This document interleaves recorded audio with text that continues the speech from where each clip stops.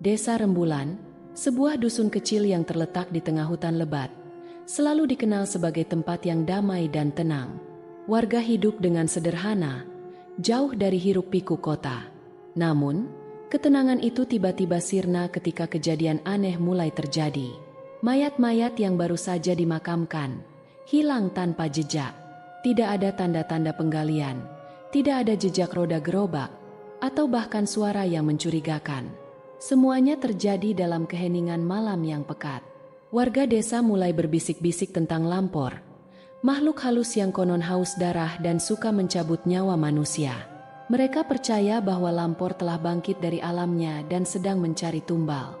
Ketakutan itu semakin menjadi-jadi ketika beberapa warga melaporkan melihat sosok hitam tinggi melayang di sekitar pemakaman, dengan mata merah menyala seperti bara api. Namun, Wulan, seorang gadis berusia 19 tahun yang dikenal sebagai sosok pemberani dan kritis, tidak begitu saja percaya pada cerita-cerita mistis itu.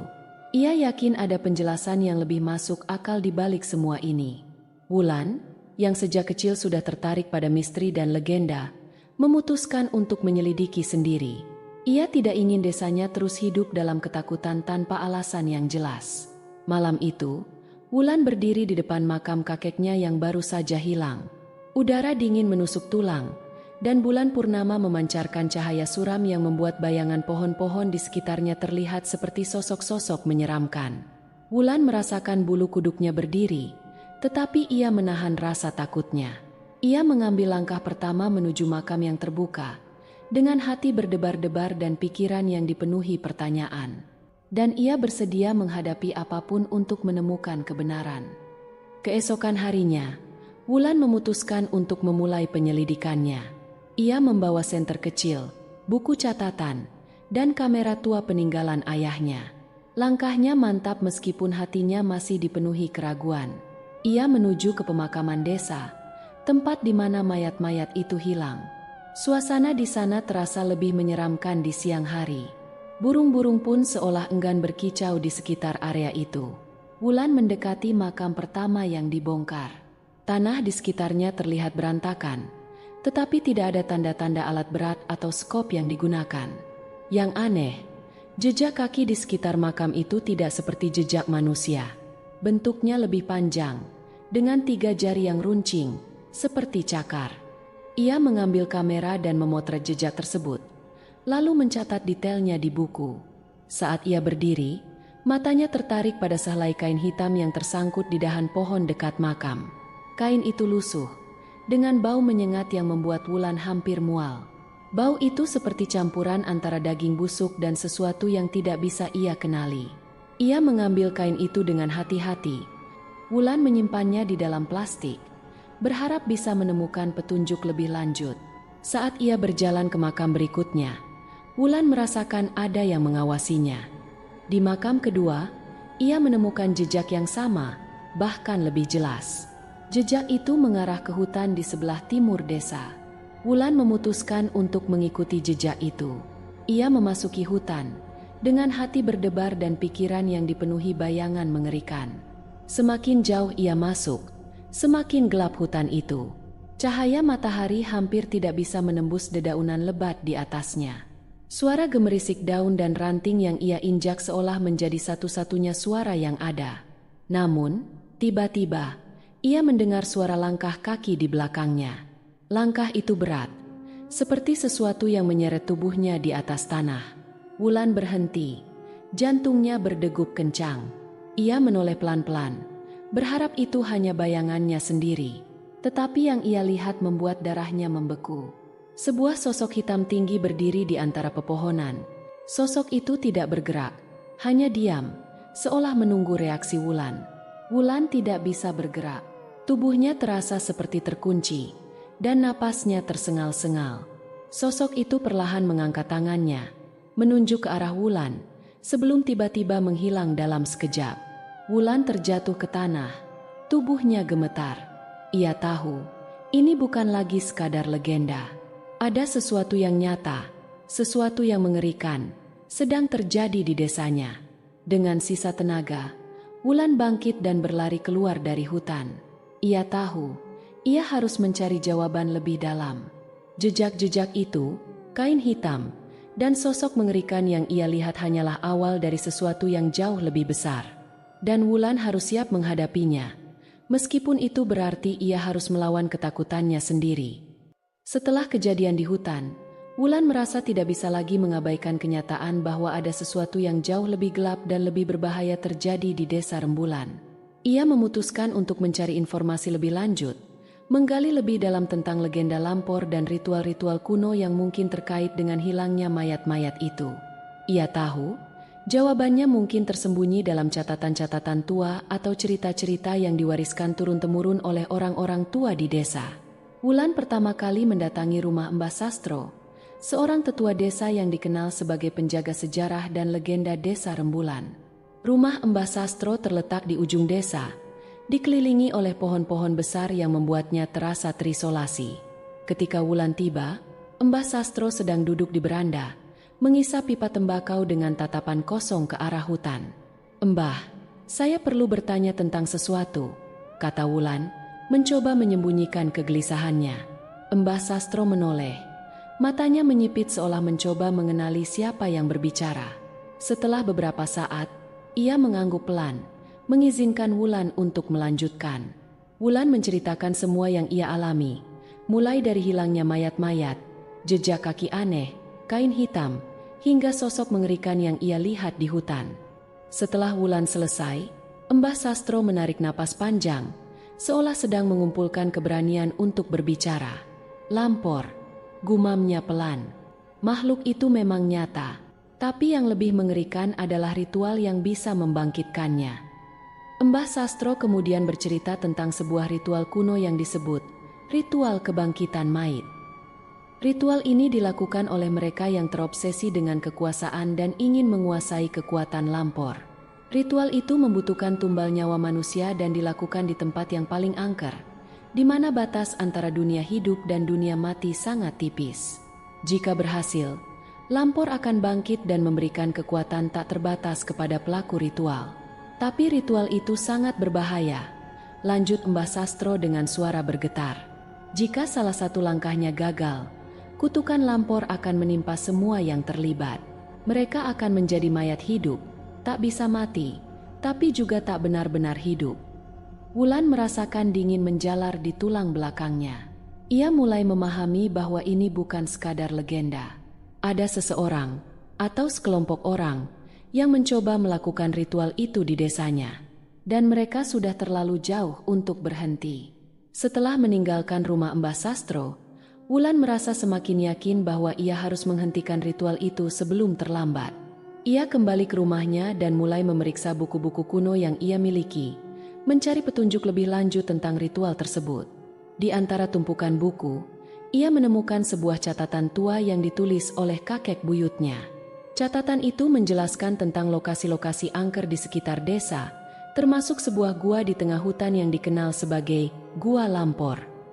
Wulan merasa jantungnya berdebar kencang.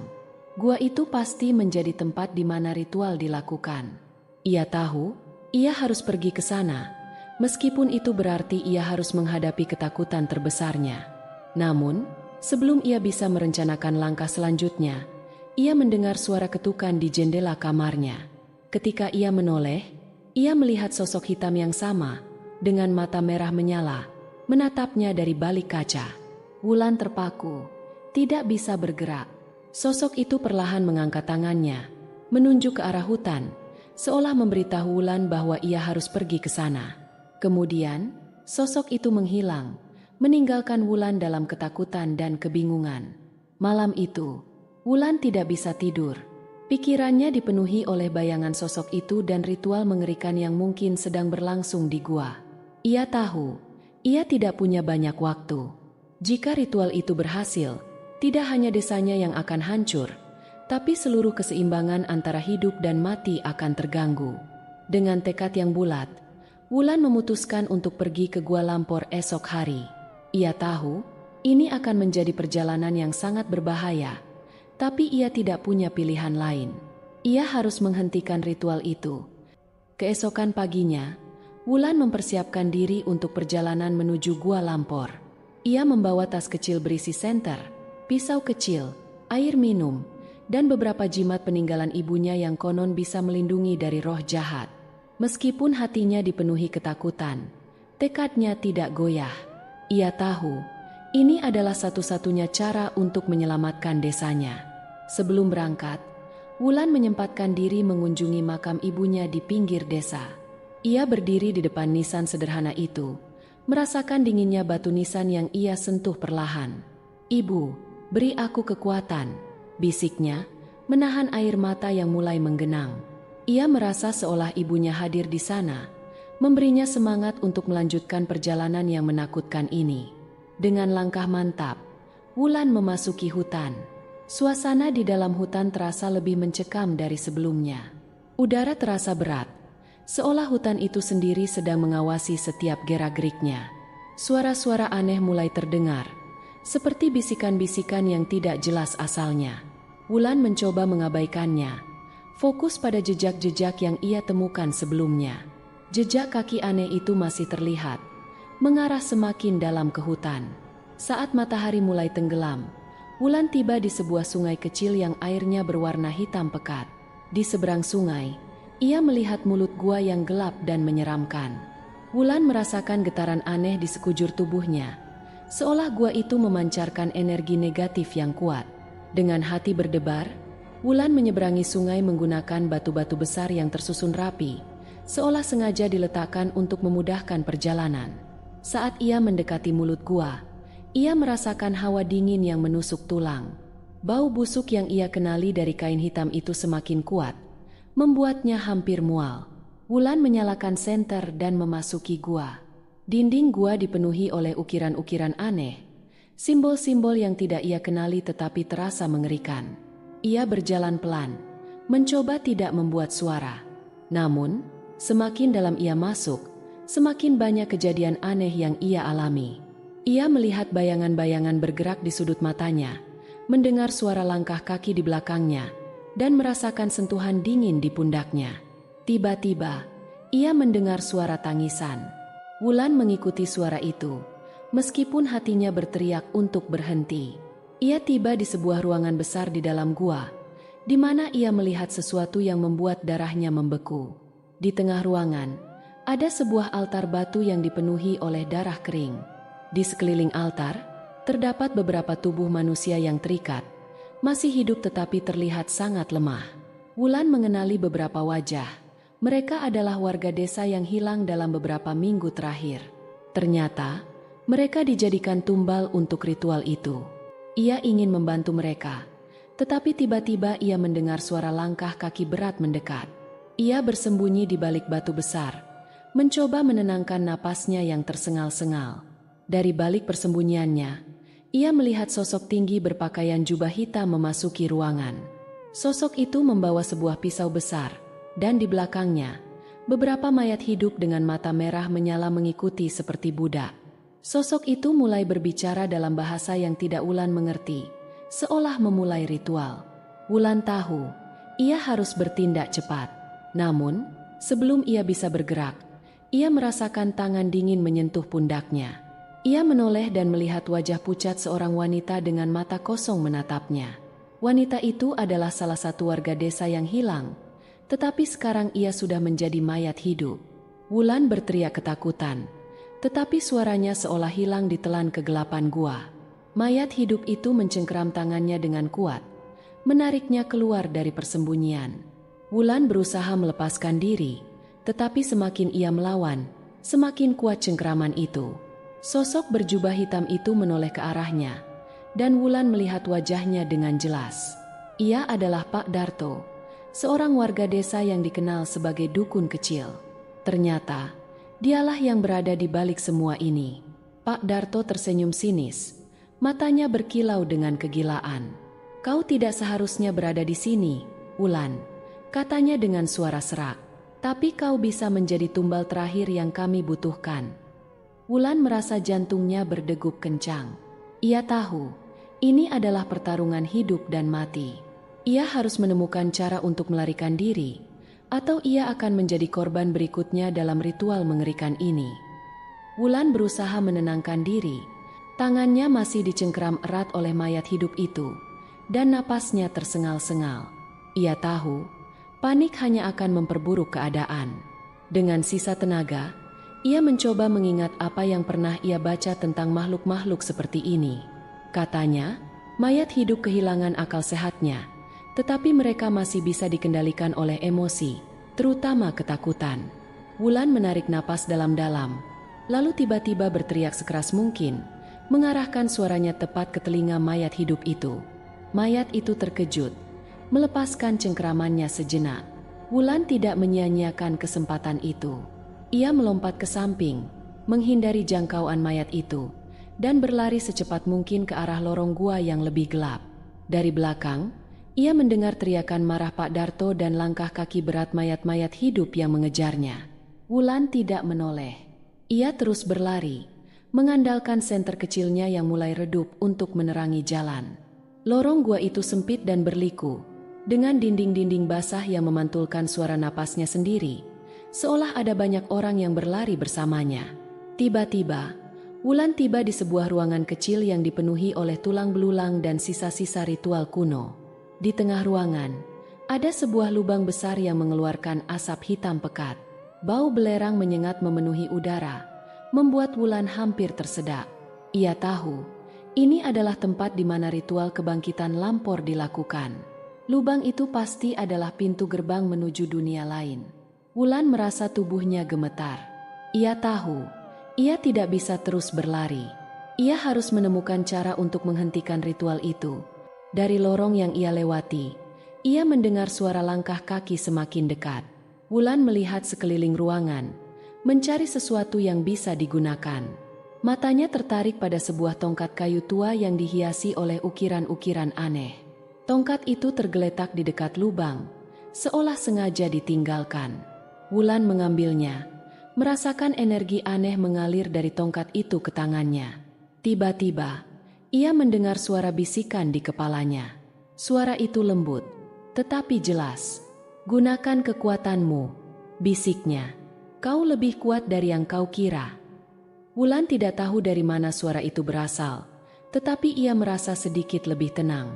Ia memegang tongkat itu erat-erat, bersiap untuk menghadapi apapun yang datang. Pak Darto dan mayat-mayat hidupnya memasuki ruangan. Wajah mereka dipenuhi oleh kegilaan dan kebencian. Pak Darto tertawa keras. Suaranya bergema di seluruh ruangan. "Kau tidak bisa lari selamanya, Wulan," teriaknya. "Kau hanya seorang gadis kecil yang tidak tahu apa-apa tentang kekuatan sejati." Wulan menatapnya dengan tatapan penuh kebencian. "Kau yang tidak tahu apa-apa, Pak Darto. Kekuatan sejati tidak datang dari mengorbankan orang lain. Kau hanya seorang pengecut yang takut menghadapi hidup." Pak Darto tersentak. Wajahnya memerah marah.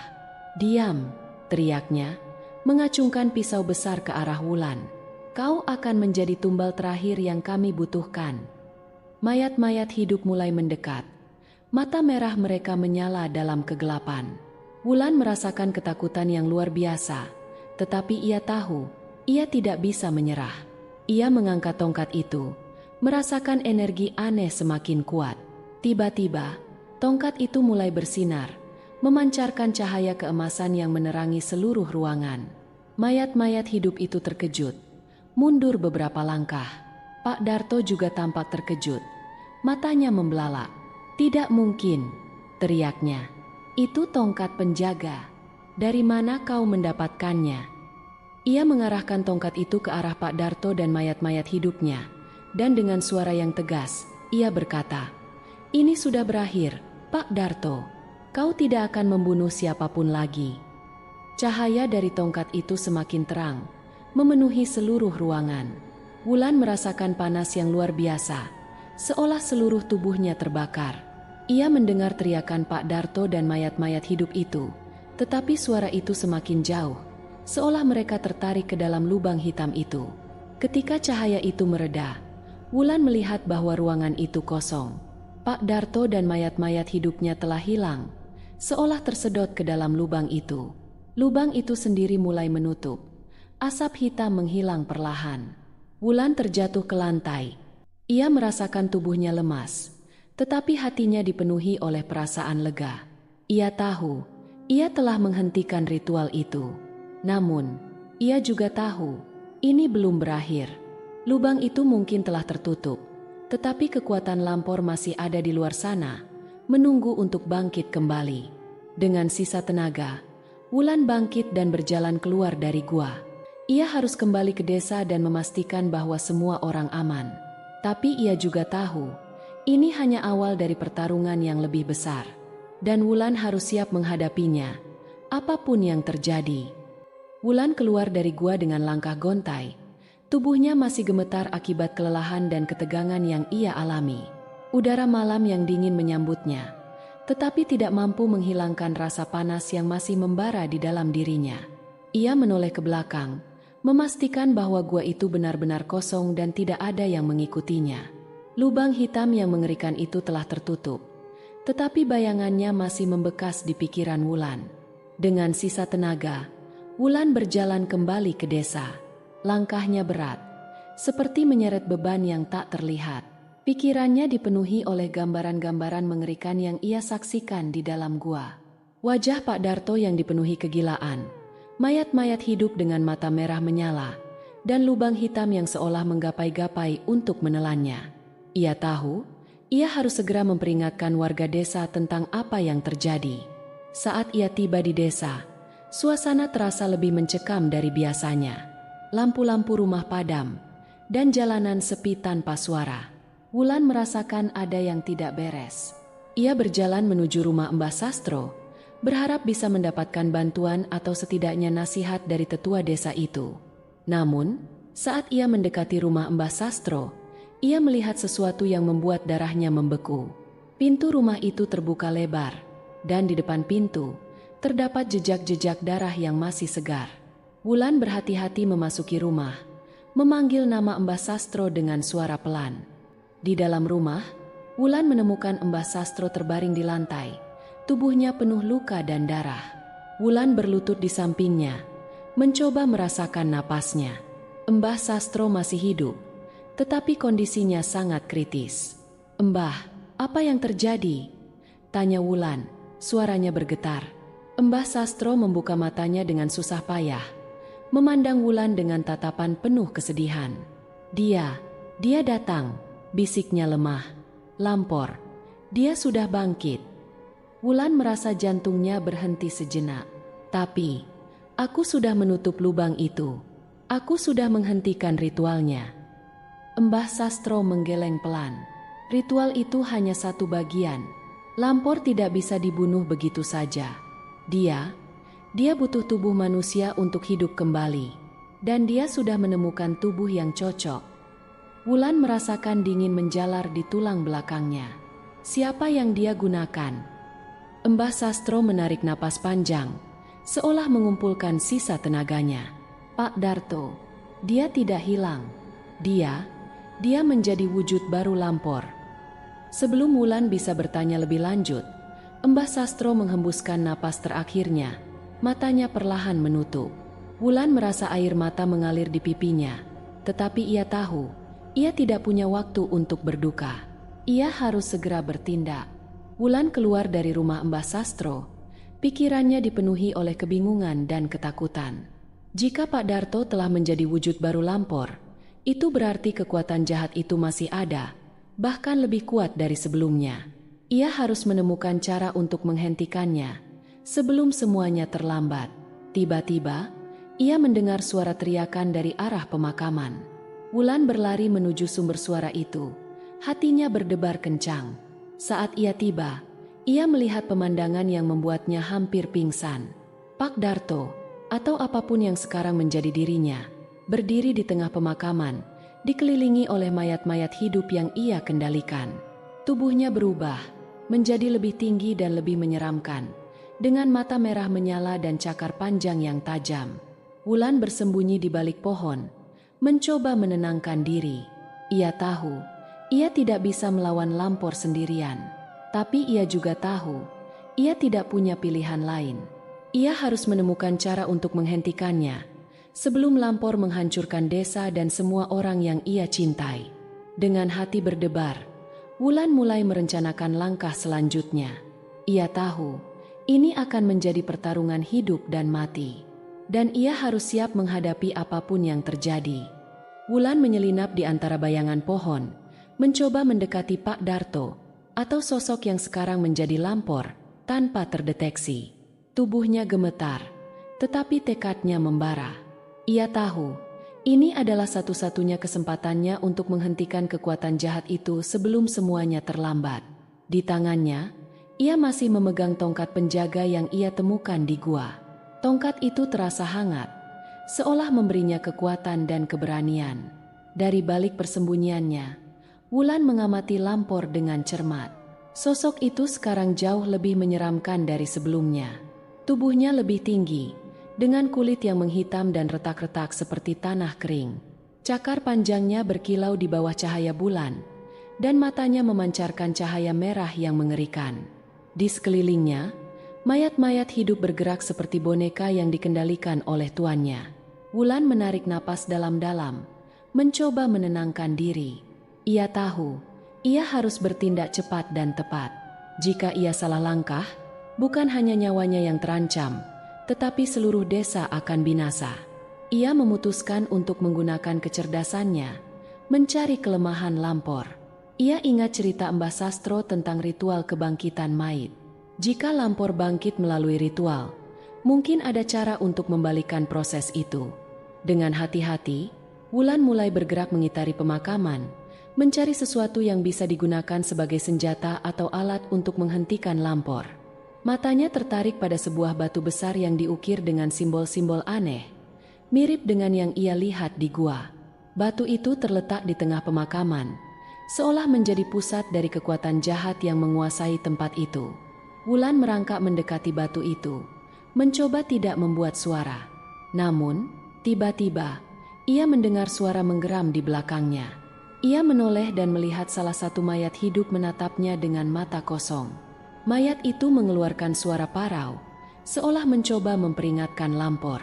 Wulan tidak punya waktu untuk berpikir. Ia mengayunkan tongkat penjaga ke arah mayat itu, dan dengan kekuatan yang ia tidak tahu dimilikinya, tongkat itu memancarkan cahaya keemasan yang menghantam mayat itu. Mayat itu terjatuh.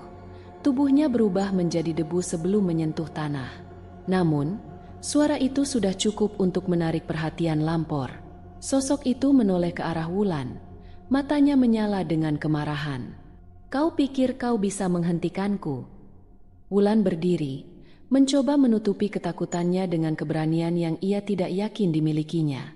"Aku tidak akan membiarkanmu menghancurkan desa ini," teriaknya, memegang tongkat itu erat-erat. Lampor tertawa. Suaranya bergema seperti guntur. "Kau hanya seorang gadis kecil. Apa yang bisa kau lakukan?"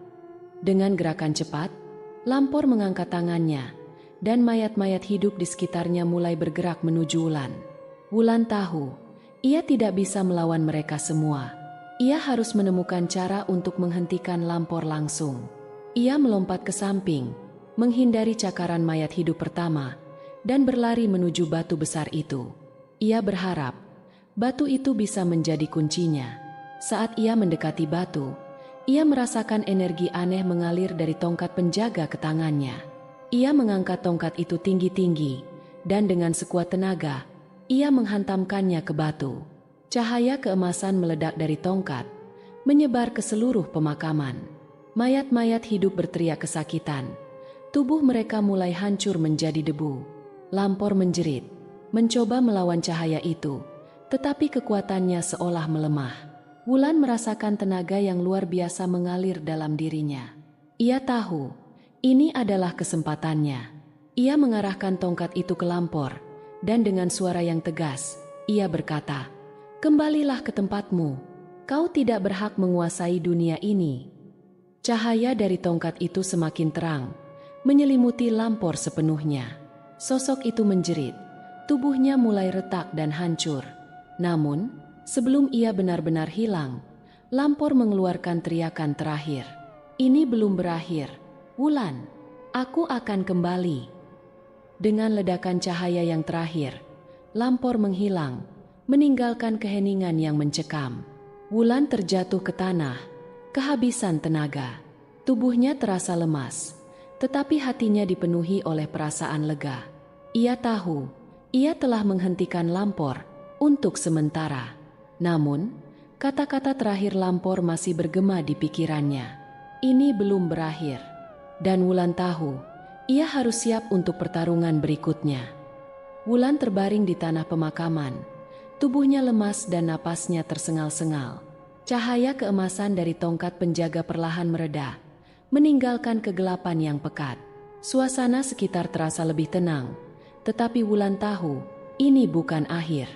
Kata-kata terakhir Lampor masih bergema di kepalanya, seperti ancaman yang tidak bisa diabaikan.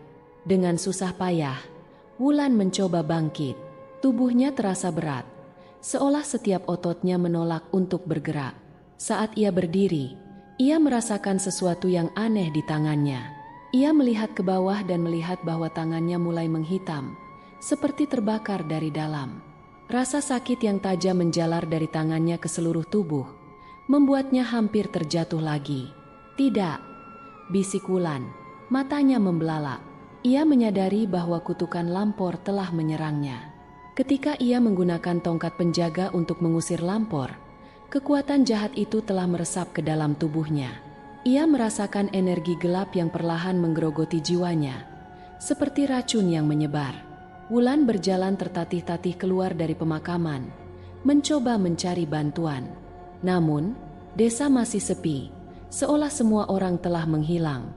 Ia menuju rumahnya, berharap bisa menemukan sesuatu yang bisa membantunya melawan kutukan itu.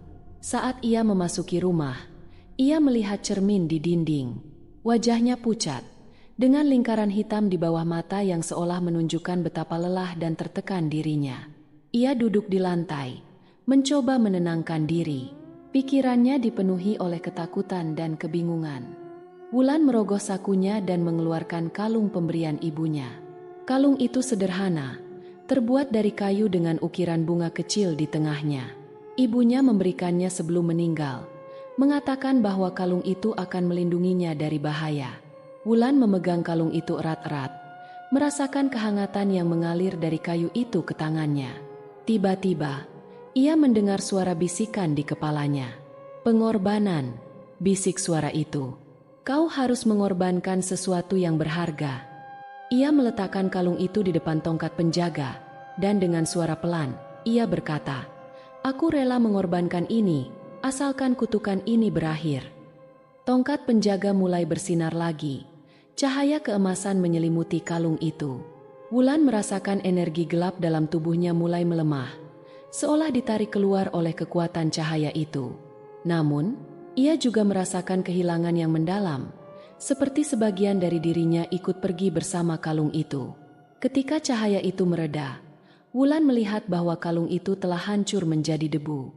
Tangannya yang hitam perlahan kembali normal, dan rasa sakit yang ia rasakan hilang. Kutukan itu telah berakhir, tetapi Wulan tahu, ia telah kehilangan sesuatu yang sangat berharga. Ia duduk di lantai, menatap debu yang tersisa dari kalung itu. Air mata mengalir di pipinya, tetapi ia merasa lega. Ia telah mengorbankan sesuatu yang ia cintai untuk menyelamatkan dirinya dan desanya. Dan meskipun itu berat, ia tahu itu adalah pilihan yang tepat. Dengan sisa tenaga, Wulan berdiri dan melihat keluar jendela. Fajar mulai menyingsing, membawa cahaya baru ke desa yang telah ia selamatkan. Wulan tahu, ini bukan akhir dari perjuangannya. Lampor mungkin telah dikalahkan, tetapi kekuatan jahat itu masih ada di luar sana, menunggu untuk bangkit kembali. Dan Wulan harus siap menghadapinya, apapun yang terjadi. Wulan berdiri di depan jendela, menatap fajar yang perlahan menyingsing. Namun, di hatinya, bayangan kegelapan masih membekas. Ia merasakan kehilangan yang mendalam setelah mengorbankan kalung pemberian ibunya, tetapi ia tahu, itu adalah harga yang harus dibayar untuk menyelamatkan dirinya dan desanya. Dengan langkah berat, Wulan memutuskan untuk pergi ke rumah Mbah Sastro sekali lagi. Ia ingin memastikan bahwa tidak ada lagi ancaman yang tersisa, dan mungkin mencari petunjuk tentang bagaimana melawan Lampor jika kekuatan jahat itu kembali. Saat ia berjalan, ia melihat beberapa warga desa mulai keluar dari rumah mereka. Wajah mereka dipenuhi oleh kebingungan dan ketakutan. "Wulan!" teriak salah satu warga, seorang wanita paruh baya yang wajahnya pucat. "Apa yang terjadi tadi malam? Kami mendengar suara-suara mengerikan." Wulan menghela napas, mencoba mencari kata-kata yang tepat. "Ada sesuatu yang jahat mencoba menguasai desa kita," katanya dengan suara tenang. "Tapi aku sudah menghentikannya. Untuk sementara." Warga-warga desa saling memandang. Ketakutan terlihat jelas di mata mereka. "Lampor?" tanya seorang pria tua dengan suara bergetar. Wulan mengangguk. "Tapi kita tidak boleh panik. Kita harus bersatu dan melindungi desa kita." Dengan semangat baru, Wulan melanjutkan perjalanannya ke rumah Mbah Sastro. Saat ia tiba, ia melihat bahwa rumah itu masih dalam keadaan berantakan, dengan jejak-jejak darah yang sudah mengering di lantai.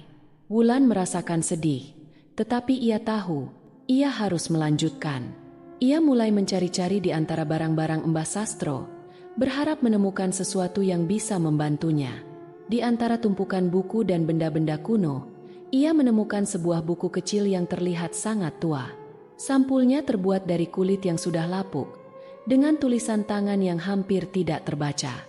Wulan membuka buku itu dengan hati-hati, dan matanya segera tertarik pada sebuah halaman yang menceritakan tentang ritual untuk mengusir lampor secara permanen. Ritual itu membutuhkan pengorbanan yang lebih besar dari sebelumnya, sesuatu yang tidak hanya berharga, tetapi juga memiliki ikatan emosional yang kuat. Tiba-tiba, ia mendengar suara langkah kaki di belakangnya. Ia menoleh dan melihat seorang anak kecil berdiri di pintu. Wajahnya dipenuhi oleh ketakutan. "Wulan," kata anak itu dengan suara pelan. Aku melihat sesuatu di hutan." Wulan berjongkok di depan anak itu, mencoba menenangkannya. "Apa yang kau lihat?" "Sosok hitam, dengan mata merah. Dia bilang, dia akan kembali." Wulan merasa jantungnya berdebar kencang. Lampor belum benar-benar pergi. Ia tahu, ia harus bertindak cepat. Ia memegang buku itu erat-erat, memutuskan untuk mencoba ritual yang tertulis di dalamnya. Dengan tekad yang bulat, Wulan pergi ke hutan, menuju gua di mana semua ini dimulai. Saat ia memasuki gua, ia merasakan energi gelap yang masih tersisa, seolah gua itu sendiri masih hidup. Ia menyalakan senter kecilnya dan mulai menyiapkan ritual. Ia mengeluarkan beberapa benda yang ia bawa dari rumah Mbah Sastro, lilin, daun kering, dan sebuah pisau kecil. Ia menyalakan lilin dan meletakkannya dalam bentuk lingkaran, kemudian duduk di tengahnya. Dengan suara pelan, ia mulai membaca mantra yang tertulis di buku itu. "Dengan pengorbanan ini, aku memohon kekuatan untuk mengusir kejahatan yang mengancam kami. Aku rela melepaskan bagian dari diriku untuk melindungi yang aku cintai." Wulan merasakan energi aneh mengalir dalam dirinya, seolah ritual itu mulai bekerja. Namun, tiba-tiba, ia mendengar suara tertawa di belakangnya. Ia menoleh dan melihat Lampor berdiri di mulut gua. Matanya menyala dengan kemarahan. "Kau pikir kau bisa mengusirku begitu saja?" teriak Lampor dengan suara yang mengerikan. "Kau hanya seorang gadis kecil." Wulan tidak menjawab. Ia fokus pada ritual, mencoba menyelesaikannya sebelum Lampor bisa mendekat. Namun, Lampor melangkah maju, cakarnya siap mencabik-cabik Wulan. Dengan hati yang berat, Wulan mengambil pisau kecil dan menggores tangannya, mengucurkan darah ke dalam lingkaran lilin. "Aku mengorbankan diriku sendiri," bisiknya, "untuk melindungi desa ini."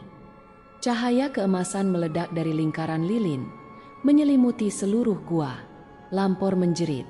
Tubuhnya mulai hancur menjadi debu.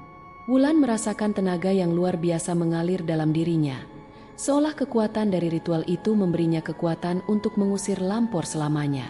Ketika cahaya itu mereda, Wulan terjatuh ke lantai, kehabisan tenaga.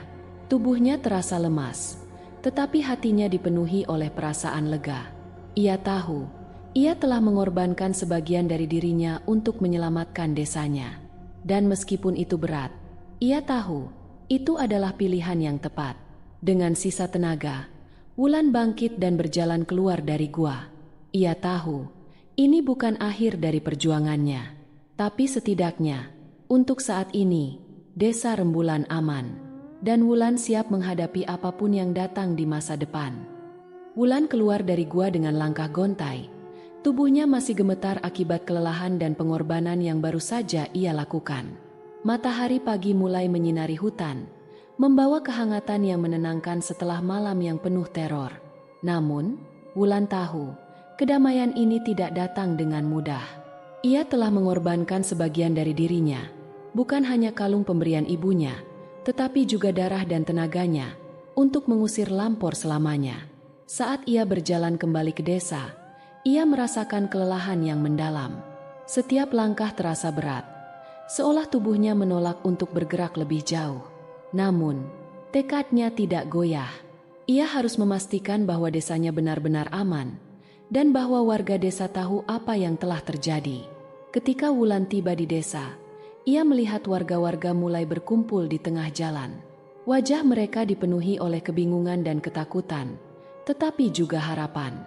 Mereka melihat Wulan mendekat, dan beberapa dari mereka mulai berbisik-bisik. "Wulan!" teriak seorang wanita parubaya, berlari mendekatinya. "Apa yang terjadi? Kami mendengar suara-suara mengerikan tadi malam." Wulan menghela napas, mencoba mencari kata-kata yang tepat. "Lampor telah dikalahkan," katanya dengan suara tenang namun tegas. "Tapi itu tidak datang tanpa pengorbanan. Kita semua harus bersatu dan melindungi desa kita dari ancaman apapun di masa depan." Warga-warga desa saling memandang, ketakutan dan kelegaan bercampur dalam ekspresi mereka. Seorang pria tua maju ke depan, wajahnya dipenuhi oleh rasa hormat. "Kau telah menyelamatkan kita, Wulan. Kau adalah pahlawan kita." Wulan tersenyum lemah, merasakan air mata menggenang di matanya. "Ini bukan hanya tentang aku. Ini tentang kita semua. Kita harus tetap waspada dan bersatu." Dengan semangat baru, warga desa mulai membersihkan dan memperbaiki desa mereka. Mereka tahu, meskipun Lampor telah dikalahkan, kekuatan jahat itu mungkin masih ada di luar sana, menunggu untuk bangkit kembali. Tapi mereka juga tahu, selama mereka bersatu, mereka bisa menghadapi apapun. Wulan kembali ke rumahnya. Tubuhnya masih lemas tetapi hatinya dipenuhi oleh perasaan lega. Ia duduk di depan jendela, menatap ke arah hutan. Pikirannya dipenuhi oleh kenangan-kenangan yang ia alami, ketakutan, keberanian, dan pengorbanan. Ia tahu, hidupnya tidak akan pernah sama lagi. Tapi ia juga tahu, ia telah melakukan apa yang harus dilakukan. Beberapa hari kemudian, Desa Rembulan mulai kembali tenang. Warga-warga mulai hidup seperti biasa, meskipun bayangan Lampor masih membekas di pikiran mereka. Wulan menjadi sosok yang dihormati, meskipun ia sendiri merasa tidak layak. Ia tahu, ia hanya melakukan apa yang harus dilakukan. Suatu malam, Wulan berdiri di depan makam ibunya, menatap nisan sederhana itu. Ia merasakan kehilangan yang mendalam, tetapi juga rasa syukur. Ia telah mengorbankan kalung pemberian ibunya, tetapi ia tahu, ibunya pasti bangga padanya.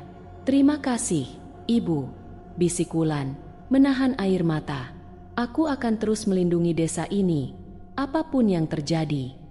Dengan hati yang lebih ringan, Wulan berjalan kembali ke rumahnya. Ia tahu, ini bukan akhir dari perjuangannya, tapi setidaknya, untuk saat ini, Desa Rembulan aman. Malam itu, Wulan tidur dengan tenang untuk pertama kalinya dalam beberapa minggu.